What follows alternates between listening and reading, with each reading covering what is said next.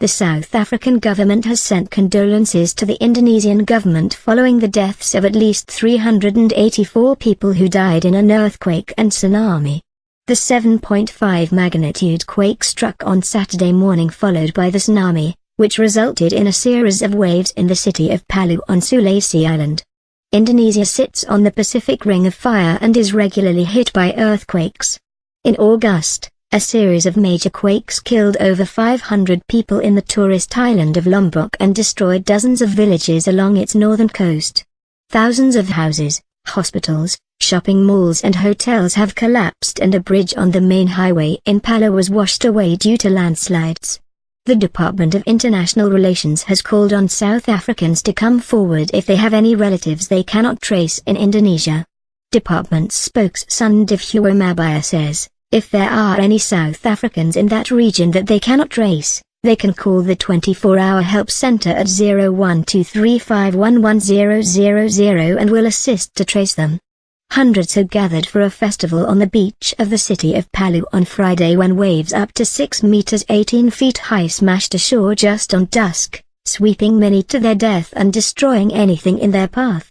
When the tsunami threat arose yesterday, people were still doing their activities on the beach and did not immediately run, and they became victims, Sutopo Purwo Nugroho, spokesman of Indonesia's disaster mitigation agency BNPB, said in news briefing in Jakarta. Some people climbed 6-meter trees to escape the tsunami and survived, he said. Waves crashing into houses along Palu's shoreline, scattering shipping containers and flooding into a mosque in the city. Nugroho said the tsunami had struck with a speed of 800 kmph, destroying buildings and infrastructure. Strong aftershocks continued to rock the coastal city on Saturday morning following the massive 7.5 magnitude earthquake on Friday, which triggered the tsunami. Nugroho described the damage as extensive, with thousands of houses, hospitals, shopping malls and hotels collapsed, a bridge washed away and the main highway to Palu cut off due to a landslide. Bodies of some victims were found trapped under the rubble of collapsed buildings, he said, adding 540 people were injured and 29 missing. Dozens of injured people were being treated in makeshift medical tents set up outdoors, TV images showed. Photos confirmed by authorities showed bodies being lined up along the street on Saturday, some in bags and some with their faces covered with clothes.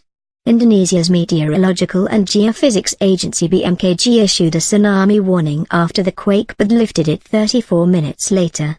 The agency has been widely criticized for not informing a tsunami had hit Palu on Saturday, though officials said waves had come within the time the warning was issued.